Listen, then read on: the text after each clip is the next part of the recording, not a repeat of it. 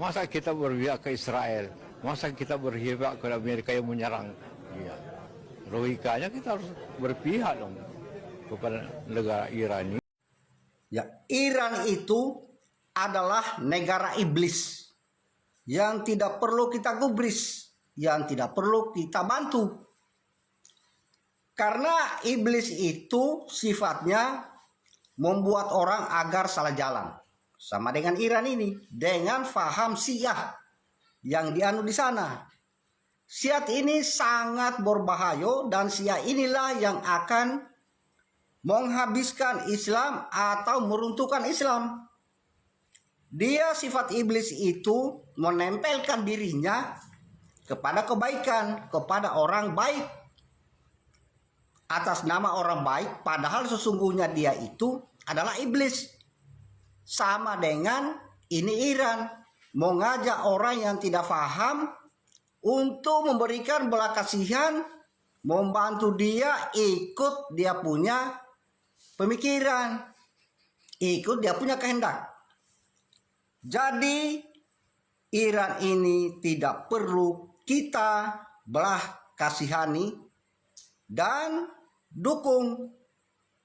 Orang-orang yang mendukung Iran itu sebenarnya sudah masuk golongan orang-orang yang dipengaruhi iblis, yang disesatkan oleh iblis. Untuk lebih jelasnya ini bagus kalau kita dengarkan ini satu pendapat atau suatu video yang saya temukan, supaya kita semua bisa menganalisa ini bagaimana yang sebenarnya. Orang-orang yang menolak sunnah Nabi SAW, orang Syiah tidak mengikuti sunnah Nabi SAW. Mana ada orang Syiah mengikuti sunnah Nabi? Syiah artinya pengikut Ali, gitu kan? Saya sangat yakin secara pribadi, teman-teman kita semoga Allah berikan hidayah yang Syiah di Indonesia tidak paham Syiah itu apa. Kebanyakan mereka tidak tahu itu Syiah. Kalau mereka tahu Syiah, mereka ke Iran dan mereka pelajari benar-benar, itu mereka tidak mau jadi orang Syiah. Saya punya teman-teman, waktu saya di Jakarta ini ada orang-orang asli dari sana. Ya, orang-orang Arab dari Irak dan dari Iran asli dari sana, dan mereka memang Syiah dasarnya. Pernah duduk sama saya bersama terangan. Yang kami tahu itu Ali itu Nabi. Mereka berkeyakinan kalau Syiah yang sebenarnya itu adalah mereka berkeyakinan kalau guntur, kalau petir, kalau apa itu tuh cambuknya Ali, suaranya Ali lagi marah. Memang begitu. Dan hampir semua Syiah sepakat Al-Quran itu, kalau saya katakan semuanya sepakat, Quran kita ini kurang. Dan mereka punya lafaz-lafaz ayat-ayat Al-Quran yang dimasukkan namanya Ali di situ. Yang tidak pernah ada dalam Al-Quran, tidak pernah turun. Allah mengatakan dalam Al-Quran, Inna nazzalna dzikra wa inna lahu lahafidhun. Kami turunkan Quran dan kami akan menjaganya. Mereka tidak mengatakan tidak ada 19 juz yang tersembunyi. Tapi kalau Anda bergabung sama orang-orang Syiah dan mengatakan bahwasanya saya saya melihat Syiah itu begini, katanya Quran kurang. Dia bilang tidak. Umumnya karena mereka masih menggunakan sistem taqiyah. Coba lihat apa yang terjadi pada saat Syiah sudah mulai berkuasa. Anda harus paham ya, orang-orang Syiah menganggap Anda semuanya ahli sunnah kafir. Dalahnya halal. Mau lihat buktinya? Apa yang mereka lakukan di Irak? Mereka menggantung Saddam, membunuh umat Islam ribuan di Irak. Semua yang berpaham Sunni dihancurin, dibunuh. Dan bukan cuma dibunuh, masjidnya dirusak. Coba kita balik kasusnya. Adakah orang Sunni yang membakar masjidnya orang Syiah? Adakah orang Sunni yang memukul orang Syiah? Gak pernah. Kecuali kalau dia diserang ya, gak pernah. Tetangga di Madinah itu, saya tahu 7 tahun saya tinggal di Madinah, ada penduduk asli Madinah yang orang-orang Syiah, nggak pernah digangguin tuh. Sama pemerintah Saudi dikasih warga negara, dikasih fasilitas, coba didakwai. Tapi kalau orang Syiah berbeda, kapan mereka berkuasa pastikan darah antum halal. Emang sudah begitu. Di Irak itu bukti. Di Syria itu 225.000 orang Sunni dibunuh karena mereka anggap itu ibadah. Ini bukan main-main ini, gitu. Bukan main-main. Dan mereka pada saat saat melihat di dua negara ini berhasil, di Irak sekarang itu cuma kedoknya namanya Irak, tapi dia sudah bagian dari Iran. Ini sudah bagian dari Iran. Kemudian mereka berhasil lagi di Syria, sampai sekarang Bashar belum berhasil dikalahkan oleh pasukan mujahidin di sana. Mereka masuk lagi ke Yaman. Yaman itu sudah mendekati, sudah masuk ke Jazirah Arab. Pada saat mereka masuk ke Yaman, mereka melakukan hal yang sama. Mereka sebarkan isu, subhanallah, di Indonesia hari-hari sekarang ini mereka lakukan hal yang sama. Apa yang mereka lakukan? Lemparin isu ke pemerintah Yaman waktu itu, kalau orang-orang yang berfaham Sunni ini teroris, fahamnya radikal, keras, dan seterusnya. Seperti itu. Lalu pemerintahnya buat apa? Bersama-sama dengan kelompok Syiah ini untuk menyerang ahli sunnah. Itu yang terjadi. Pemerintahnya nggak sadar, gitu kan? Pemerintahnya nggak sadar. Setelah orang-orang Sunni, dai-dainya banyak yang ditangkapi, gitu kan? Apa yang terjadi? Pasukannya orang-orang Syiah menguasai pemerintahan dan akhirnya menguasai pemerintahan itu. Itu yang terjadi. Baru berapa hari berkuasa sudah dipasang pelang-pelangnya Khomeini, sudah pakai simbol-simbol Syiah semuanya. Halal darahnya ahli sunnah. Ini pemahaman Islam dari mana ini? Pemahaman dari Islam dari mana membunuh seorang muslim? Nggak mungkin, gitu kan? Sekali lagi ya, orang-orang Sunni tidak membunuh orang-orang Syiah kecuali memang mereka melakukan kerusakan. Mereka tinggal di tengah-tengah umat muslimin, gitu kan? Dianggap bagian dari umat Islam, didakwahin. Orang yang sesat harus didakwahin. Gitu kan pemahamannya. Ya, jadi jelas sekali. Nah sekarang ternyata orang-orang Houtsiyin, istilahnya Houtsi itu orang-orang Syiah yang dari Iran, mereka masuk ke Yaman dan mereka membantai kaum muslimin di sana. Mereka bilang apa? Musim haji ini kami akan serang Mekah. Mendengar statement tersebut, kira-kira apa yang dilakukan oleh Raja Salman? Beliau ambil keputusan, ini orang sudah gila nih. Mereka pernah melakukan beberapa tahun yang lalu, kurang lebih 30 atau 40 tahun yang lalu, orang-orang Syiah pernah masuk dari wilayah Persia di Iran dan mereka membantai jemaah haji. Sampai dikatakan pada saat itu darah ya di daerah Ka'bah itu sampai ke betis. Mereka anggap halal ahli sunnah itu. Jadi ini berbahaya, pemahaman dari mana ini, Islam dari mana ini, gitu kan?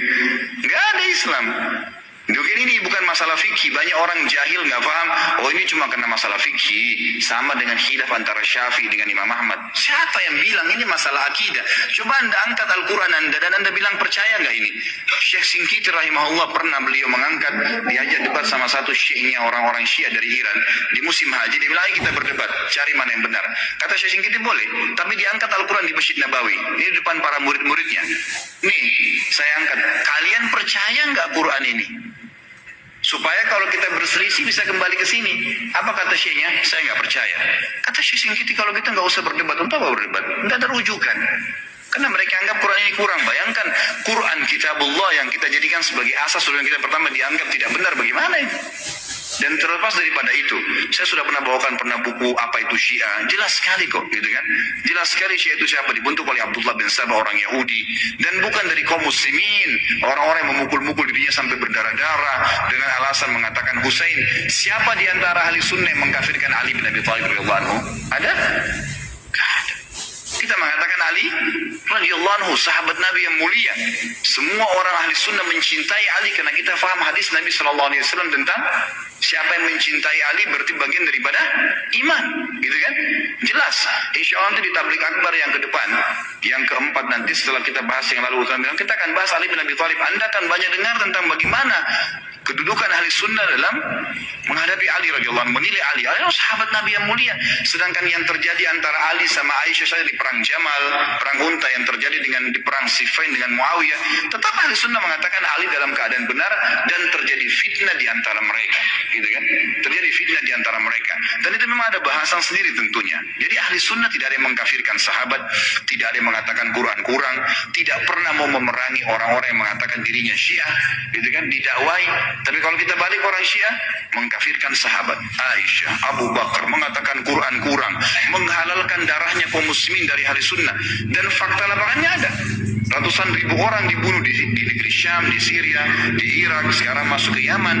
Ya wajar saja gitu kan. Keputusan yang diambil oleh pemimpin Saudi sekarang membawa nama kaum muslimin ini berbahaya, akan membantai umat Islam, nanti akan membuat masalah, maka diseranglah gitu kan.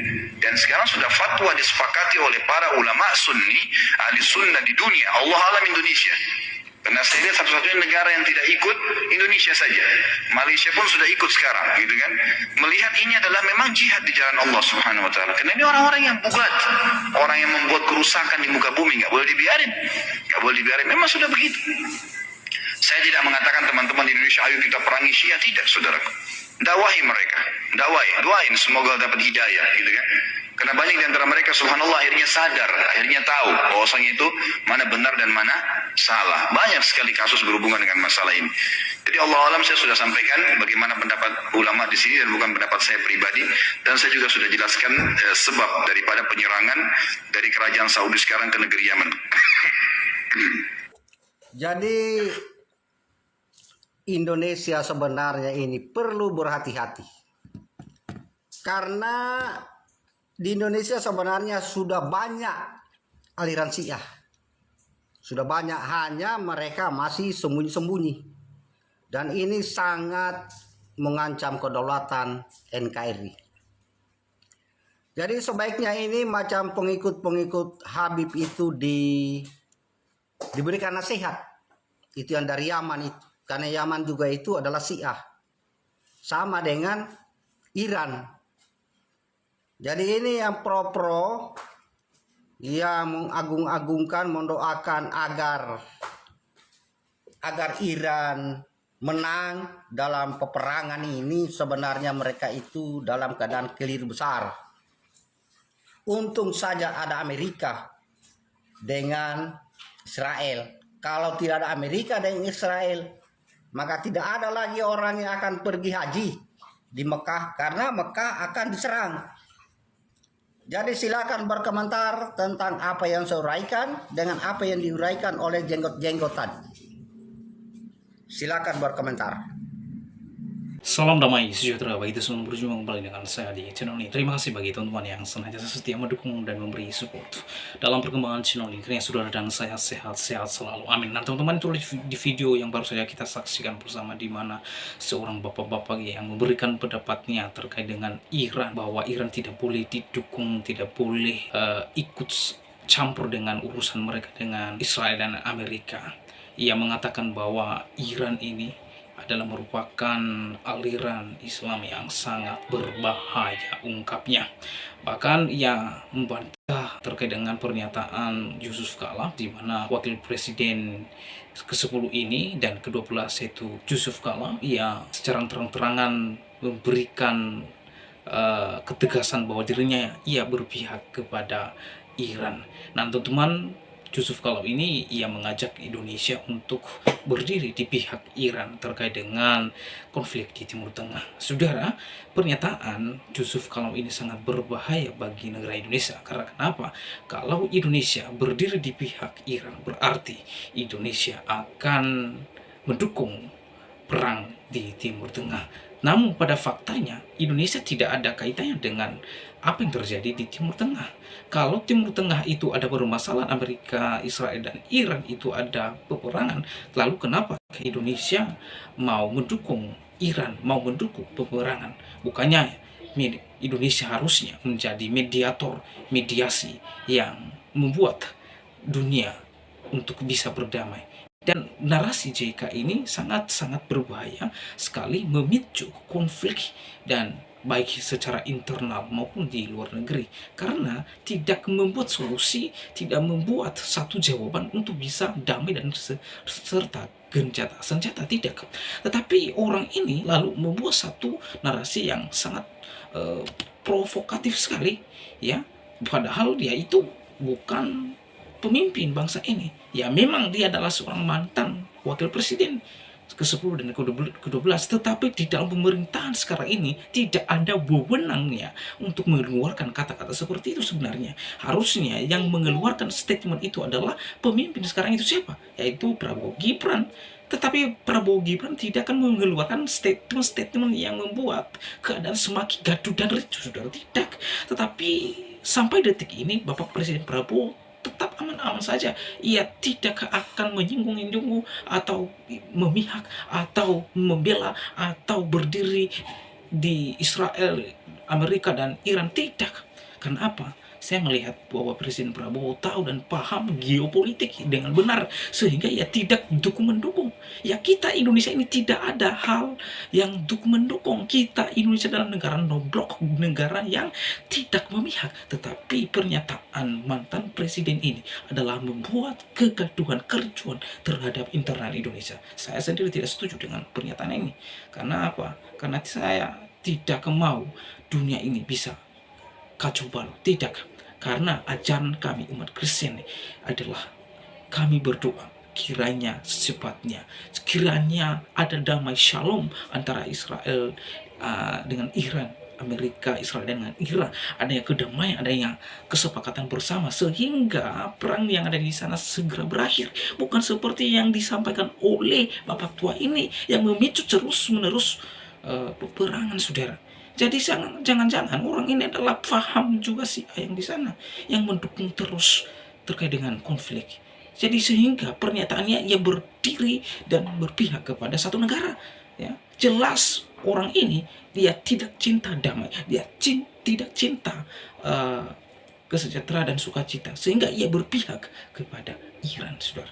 Ya, artinya ketika ia berpihak kepada Iran, tanpa sadar ia sedang mendukung konflik di Timur Tengah. Jadi sangat-sangat disayangkan seorang tokoh seperti ini pada masa tuanya yang melontarkan kata-kata atau narasi-narasi yang sangat provokator, yang tidak ada faedahnya, tidak ada gunanya. Saya katakan narasi ini adalah narasi yang sampah, tidak ada gunanya. Masa seorang atau sekelas mantan presiden narasinya seperti itu? Tidak seperti itu sebenarnya. Narasinya adalah narasi yang mengademkan, berita yang disampaikan adalah berita yang bisa membawa damai di tengah-tengah masyarakat, khususnya di Indonesia dan terlebih-lebih di luar Indonesia. Tetapi orang ini sudah tua tapi balagu memihak, balagu mendukung konflik, balagu mendukung perang. Saudara, kiranya kita senantiasa terus berhati-hati terhadap orang seperti ini. Jadi oleh sebab itu, bagaimana tanggapan dan pendapat saudara setelah menyaksikan videonya? Saya setuju dengan apa yang disampaikan oleh Bapak itu tadi. Sungguh sangat jelas bahwa tidak perlu dibela Iran itu, karena sama dengan otaknya adalah otak yang si jahat. Dan dalam video sekali ini, sampai bertemu di video saya selanjutnya. Tuhan Yesus memberkati kita semua. Shalom.